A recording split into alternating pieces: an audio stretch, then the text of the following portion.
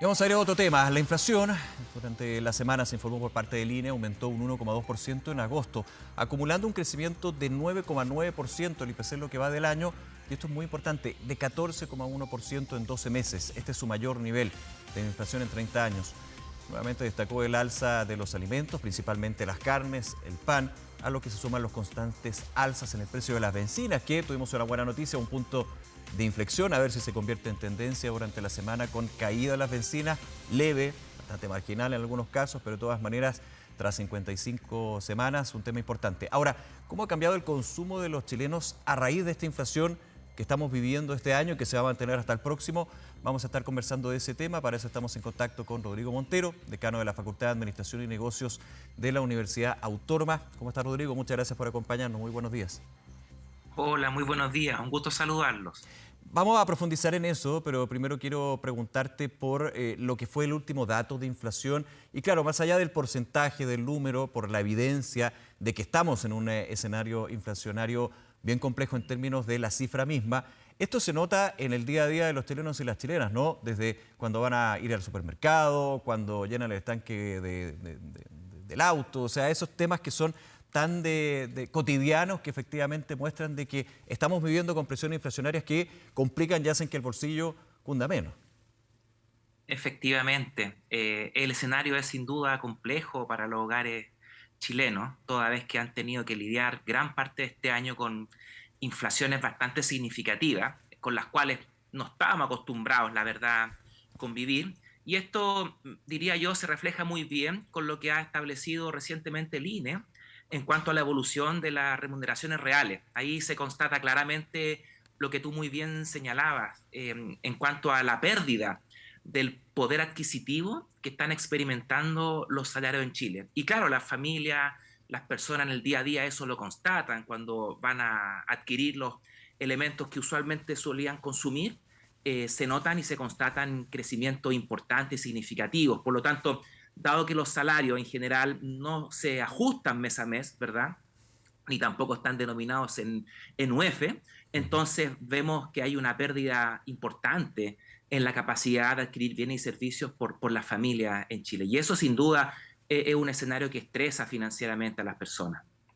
Sí, en economía hay un concepto que más allá de lo técnico académico se aplica desde hace muchísimo tiempo en los hogares, ¿no? Esto de la sustitución. Si un producto sube mucho su precio, yo lo sustituto, lo cambio o aprovecho otro, digamos. En los últimos años, de todas maneras, en nuestra economía, en términos de producto, ha aumentado la variedad. Pero finalmente, cuando tú ves que el producto A, B, C suben todos de precio, evidentemente esto de la sustitución se hace más complejo, ¿no? Siempre en economía se hace el ejemplo de la mantequilla y la margarina, pero cuando la mantequilla y la margarina suben de precio, ya es más difícil poder de alguna manera ver alternativas y eso se siente, ¿no? Sí, sí, yo creo que ese es un gran punto.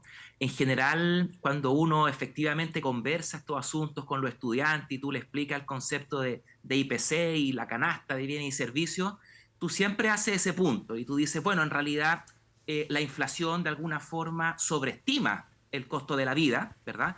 Porque siempre las familias, las personas tienen alguna posibilidad de sustituir un elemento o un bien de la canasta Ujú. por otro. Sin embargo, a veces cuando el alza es tan sostenida, es tan generalizada, o la difusión de la inflación, ¿verdad? Como se suele hablar, la cantidad de bienes que están siendo afectados por el alza de precios es tan grande, esa capacidad de sustituir se va volviendo cada vez más difícil. Y la verdad es que también ocurre que hay bienes que los consumidores, que las personas lisa y llanamente no sustituyen. Es Claro. decir, por más que suba el combustible, tú tienes que sacar tu vehículo y trabajar todos los días o tienes que movilizarte a tu trabajo y la verdad es que yo no puedo dejar de consumir ese combustible. Somos un poquito inelásticos, es Ujú. decir, insensibles al alza en el precio de algunos bienes y eso hace que, como el presupuesto es fijo, ¿verdad? La cantidad de dinero que tú recibes todos los meses es fija, entonces se dejan de consumir otros bienes de la canasta y empiezan a salir del patrón de consumo de los hogares. Y eso yo creo que hoy día se ha estado dando con más fuerza que antaño, toda vez que el incremento que han experimentado, por ejemplo, elementos como las carnes o los combustibles han sido tan sistemáticos que la verdad es que la gente ha tenido que dejar simplemente de consumir algunos elementos de la canasta y no hay espacio, la Claro. verdad, para la sustitución con los niveles que hoy día lamentablemente estamos viendo en los precios de algunos bienes. Claro, y ahí hay un cambio en el consumo, Rodrigo, porque finalmente antes se podía sustituir, ahora más que sustituir se evita comprar ciertos productos. Obviamente hay algunos, estoy totalmente de acuerdo contigo, y eso es evidente, que tienen que estar en las casas. Otros que de alguna manera uno podría decir, bueno, le bajo la cantidad, ahí obviamente la planificación financiera y de la casa es clave en ese sentido, pero hay cambios que antes no se daban. El tema de la inflación siempre ha estado presente, forma parte del día a día. Ahora, no era un tema de preocupación o alerta. Obviamente habían productos que subían sus precios de manera estacional o no, pero ahora una cosa generalizada. Antes siempre decíamos, bueno, hay una inversión que decae constantemente, hay un crecimiento que siempre está en la duda con respecto a factores internos y externos, pero la inflación se mantenía, entre comillas, estable, y eso era la buena noticia. Ahora, desgraciadamente, esa buena noticia no es así. Sí, pero ¿sabes qué, Nicolás? Yo creo que eso en sí también tiene un punto positivo, Vamos. y es que en realidad ahora nos damos cuenta el tremendo trabajo que hizo el Banco Central, nuestro ente rector durante tantas décadas, porque la verdad es que, como tú bien decías, no era un gran tema la inflación, porque estábamos acostumbrados, ¿verdad?, a vivir en una economía con precios bajos, estables, y yo agregaría predecibles. Sí, era muy raro equivocarnos en las proyecciones de inflación, pero como tú muy bien iniciaste esta entrevista, resulta que los datos mes a mes nos siguen sorprendiendo. En agosto nuevamente está por sobre la expectativa, y es porque la inflación, cuando cruza ciertos niveles, ¿verdad? En particular niveles de 2 dígitos, diría yo, se vuelve un poquito más esquiva, es más difícil anticiparla, proyectarla, y la verdad es que las sorpresas inflacionarias comienzan a ser la tónica, y eso también le dificulta mucho el trabajo al Banco Central, porque anticiparse se va volviendo cada vez más complejo. Por lo tanto, por eso que yo valoro, primero, la labor que ha hecho el Banco Central durante estas últimas décadas al, entre comillas, mal acostumbrarnos con Mm. inflaciones bajas y estables. Segundo, valoro que estemos todos súper incómodos con lo que estamos viviendo hoy día, ¿verdad? Estamos todos molestos, esta situación no nos agrada. Y tercer lugar, entonces, en consecuencia, estamos súper claros de que entendemos la labor que tiene el Banco Central, sabemos que la decisión que está tomando no es fácil. Un incremento de 100 puntos base en el nivel en el que estaba la TPM es un golpe en la mesa súper fuerte, pero el Banco Central también dice, esto es una decisión dolorosa, necesaria, pero en el corto plazo vamos a tener un costo en actividad, pero si lo vemos esto en perspectiva, en mediano y largo plazo, va a significar que nuestra economía va a ser capaz de retornar a esos niveles bajos de inflación a los cuales estábamos, como dije anteriormente, medianamente acostumbrados. Siendo súper simplista, Rodrigo, por decirlo de alguna manera, lo que ha sido la alza agresiva por parte del Consejo del Banco Central a la tasa de política monetaria, la tasa de interés referencial, busca desincentivar el consumo. Es un tema que muchos dirían, bueno, pero ¿por qué un ente tiene que desincentivar a mí que consuma? Hay mucho análisis desde lo académico y técnico, pero finalmente es una de las herramientas más efectivas.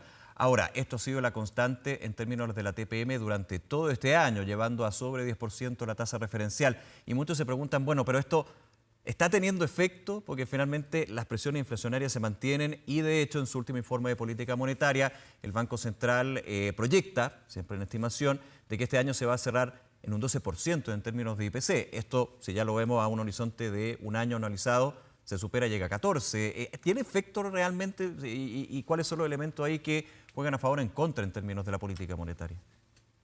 Sí, mira, muy buena esa pregunta, Nicolás. Yo te diría que tiene un efecto, primero, un efecto inmediato en términos de señal. Hay una Claro. señal clara de que hoy día gastar y endeudarse es más caro. Eso es una señal, y los agentes económicos en consecuencia toman esa información, la procesan y actúan en consecuencia. Es decir, se desalienta el gasto, ¿m?, y se pospone para un futuro. Pero también la política monetaria afecta a la economía real, pero con cierto rezago. Es decir, las personas probablemente no van a dejar de endeudarse hoy día, o las empresas no van a dejar de invertir hoy día, y el gasto agregado no se va a contraer hoy día, sino más bien hay un proceso que va decantando en el tiempo. Las decisiones de política monetaria usualmente tardan un par de trimestres en manifestarse en la economía real. Por lo tanto, es interesante constatar, dicho eso, que con el movimiento que hace el Banco Central el martes recién pasado, esa decisión va a tener un efecto recién, diría yo, a partir del primer trimestre del año 2023. Es decir, nosotros ya veníamos en una situación de franca desaceleración. El IMASEC lo había constatado para el séptimo mes del año, el crecimiento trimestral respecto al trimestre anterior ya venía mostrando una desaceleración, por lo tanto, por decirlo de una forma más coloquial, veníamos perdiendo velocidad bastante y el Banco Central pone el freno de mano, aún más. Por lo tanto, la verdad es que la economía se va a enfriar y se va a enfriar bastante. Lo más probable es que los siguientes 2 trimestres que tenemos por delante van a haber crecimientos negativos, Ujú. vamos a entrar en una recesión técnica, el segundo semestre va a haber una caída importante del Producto Interno Bruto y el año 2023, diría yo, sería el corolario con una caída anual del Producto Interno Bruto. ¿Por qué es necesario esto? Porque es la herramienta con la que tenemos, o con la que contamos más bien, para frenar el gasto de la economía y así hacer bajar las presiones inflacionarias. ¿Tiene un costo? Sin duda que tiene un costo.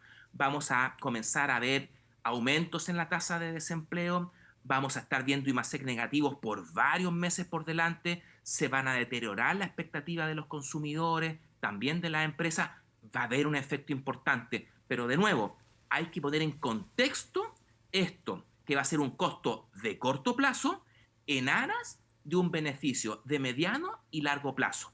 El principal aporte que un banco central, si tú me lo permites, Nicolás, puede hacer para el crecimiento estable y de largo plazo de una economía es mantener la inflación a raya, baja y estable. Eso crea las condiciones económicas perfectas para que la economía pueda recuperarse y volver a retomar tasas de crecimiento más acorde a las necesidades que como país tenemos. Ahora, y también considerando lo siguiente, Rodrigo, 2022 en comparación a 2021 hay varias diferencias y se nota también en lo que estamos comentando, pero también en la cantidad, como se dice, de dinero circulante, de liquidez, ayudas estatales por un lado, producto de la pandemia, donde siempre se dio esta discusión de hacerlo universal o focalizado. Ahora la política fiscal apunta a la focalización justamente de la ayuda, justamente por lo que estamos comentando, pero también lo que fue el efecto de los retiros de ahorros previsionales. Eso ha sido también tomado en cuenta por el Banco Central en sus informes, en sus declaraciones y por los distintos economistas y expertos, digamos, para indicar de que justamente hay una gran diferencia con respecto a año en este punto. Hay un elemento que se incorpora, digamos, en el análisis. Sí, de todas maneras. Y esto, dicho sea de paso, lo anticipó el actual ministro de Hacienda Así cuando es. él estaba sentado ahí en el Consejo de Política Monetaria como presidente del Banco Central. La verdad es que lamentablemente, Nicolás, hubo un periodo en donde eh, la opinión, el análisis y el consejo de los expertos y de las entidades que tienen el expertise para esto, como el Banco Central, fue desoído y por lo tanto se llevaron a cabo políticas, decisiones, medidas que hoy día lamentablemente estamos pagando el costo, porque la verdad es que lo que hicimos el año 2021 fue incentivar en demasía la demanda agregada, el gasto agregado. Como tú bien señalabas, si algo nos ha enseñado la experiencia es que la política fiscal, las ayudas fiscales tienen que ser focalizadas, primero. Y en segundo lugar, que si uno acelera mucho la demanda agregada, si uno impulsa mucho el gasto, eso inevitablemente va a tener una contrapartida en mayor inflación, porque la economía no tiene tanta capacidad para generar bienes y servicios en el corto plazo. Entonces, el ajuste inevitablemente se da en los precios. Y algo que nadie tenía contemplado en la ecuación y que nos vino un poco a aguar aún más la fiesta, es que a principios de este año se desata un conflicto geopolítico entre Rusia y Ujú. Ucrania que, insisto, nadie previó y le pone una presión de inflación a la economía, pero ahora por el lado de la oferta. Entonces, nosotros localmente pusimos presiones de inflación por la demanda, ¿verdad?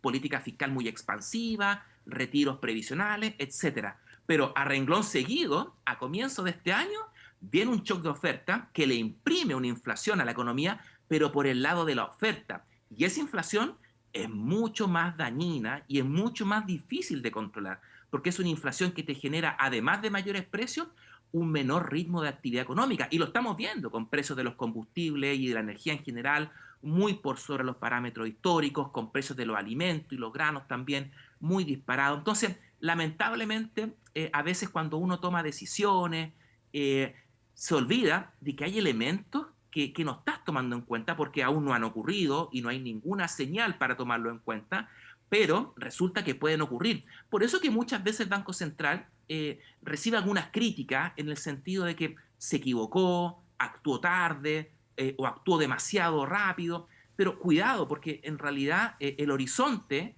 a veces las nubes no nos dejan ver bien el horizonte y por lo tanto lo que parece una mala decisión finalmente después termina siendo lo acertado, o lo contrario, lo que parece una buena decisión después termina siendo lo incorrecto, pero no es porque se haya equivocado el organismo que toma la decisión, como el Banco Central, sino más bien porque hay elementos que surgen. En la pandemia del 2020 nos muestra que en realidad es imposible tomar en cuenta todas las variables que entran en la ecuación y por lo tanto el Banco Central cuando hace sus proyecciones tiene que decir, mira, este es mi escenario base, esto es lo que yo estoy viendo, esto es lo que yo estoy proyectando, si esto ocurre, esto va a terminar ocurriendo con la inflación. Bueno, si hay otros elementos que surgen de imprevisto y terminan sucediendo en la realidad, entonces el Banco Central tiene que regular y tiene que volver a calibrar sus decisiones de política monetaria. Y eso es lo que estamos haciendo y estamos viendo hoy día. Ahora, Rodrigo Montero, tomando lo que son las proyecciones no solamente del Banco Central, en este caso en su último IPOM, lo más actualizado, a la espera también de lo que va a ser el último del año, ahí en diciembre, y, por ejemplo, el Ministerio de Hacienda, uno logra en la foto del minuto, porque esto va en constante evolución dependiendo de factores internos y también externos. Tú decías, apareció justamente la guerra también para sumarle más pelo a esta sopa. ¿Cuándo podrían bajar los precios? Además que siempre hay un rezago bien importante cuando las distintas, por ejemplo, lo que es la política monetaria surte efecto. Desde el Ministerio de Hacienda, el propio ministro Marcel decía, bueno, hay que tener claro que a partir ya del primer trimestre del próximo año podríamos ver una baja en las presiones inflacionarias, distinto a que podría ser una baja en los precios, que eso va a depender de los sectores, de los productos, de la situación también de la economía interna, ¿no? Sí, Nicolás. Mira, yo me atrevería a decir que probablemente estamos en el ojo del huracán en este momento. Claro. Y que por lo tanto en las próximas semanas y meses debiéramos comenzar a navegar agua afuera. El dato de 14,1% de inflación debiera estar en el techo de lo que sería la inflación para este año. De hecho, si tomamos las expectativas inflacionarias para los meses de septiembre, de octubre, que hoy día rondan por el mercado y en los precios de los activos financieros, la inflación debiera comenzar a retroceder a niveles de 13,9, 13,4. Es decir, hay elementos para pensar que hoy día estamos viviendo un pic, primero, de la inflación y en segundo lugar, y en palabras también de la presidenta del Banco Central, Rosana Costa, incluso de la tasa de política monetaria. El Banco Central, cuando nos transmite su IPOM, él dice, este es el rango que yo veo para la tasa de política monetaria. Pues bien, hoy día la tasa de política monetaria está en el techo de ese rango. Por lo tanto, estamos en un momento en donde tenemos una inflación peak y también al parecer una TPM peak. ¿Qué debiera ocurrir entonces a partir de ahora? Debiéramos ver paulatinamente retrocediendo a la inflación y de la mano también vis a vis ver o comenzar a ver a retroceder la TPM.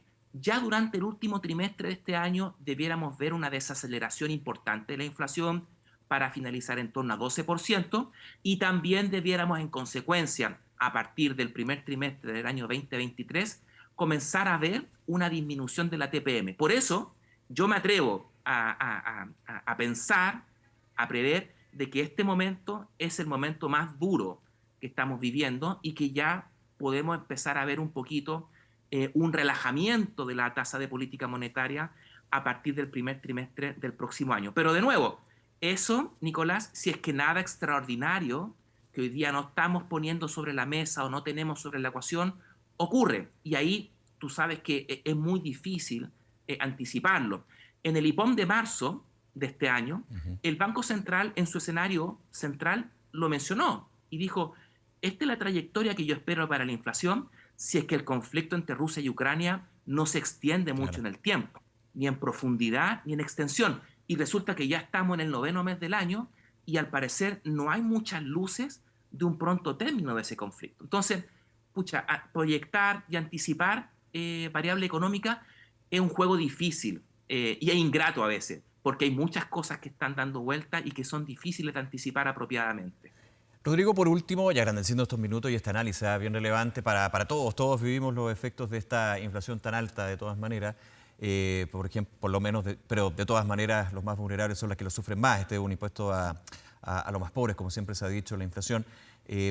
¿Cómo ves tú lo que ha sido el manejo del gobierno, en este caso el Ministerio de Hacienda, con respecto a la focalización de ayudas? Se ha dado justamente apoyo en distintas índoles, pero recordando lo que fue en su minuto esta discusión de apoyos universales o apoyos focalizados. Se ha optado por la focalización en el Plan Chile Apoya, por ejemplo, y en otras instancias. Sí, exactamente, Nicolás. Yo te diría que estamos volviendo a la lógica de la focalización.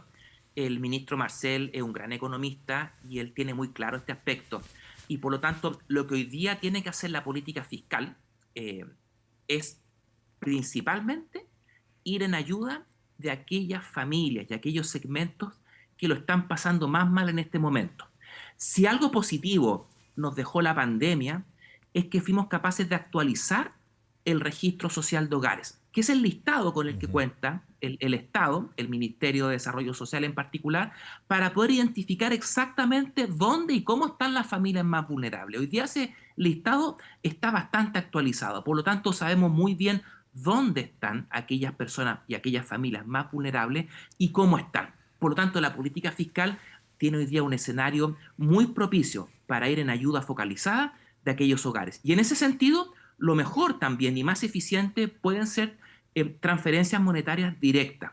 Y creo que eso es muy importante porque además, Nicolás, si me lo permite, Sí. el presupuesto fiscal hoy día está bastante acotado. Recordemos que el gasto fiscal para este año contempla una caída de más de 20% respecto de lo que se gastó el año 2021.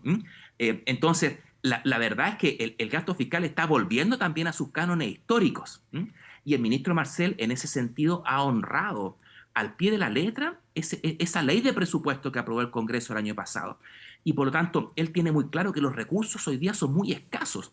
Y estamos muy expectantes, por tanto, a cómo va a ser la ley de presupuesto que se va a presentar a fin de mes para su discusión en el Congreso, porque queremos ver cómo se viene la política fiscal para el año 2023 y cómo esta también va a apoyar la tremenda labor que hoy día está haciendo el Banco Central por contener el gasto agregado. Rodrigo Montero, decano de la Facultad de Administración y Negocios de la Universidad Autónoma. Rodrigo, nuevamente muchísimas gracias por acompañarnos esta mañana en TVN Canal 24 Horas. Que esté muy bien. Muchas gracias a usted, Nicolás. Un abrazo, buen domingo. Buen domingo.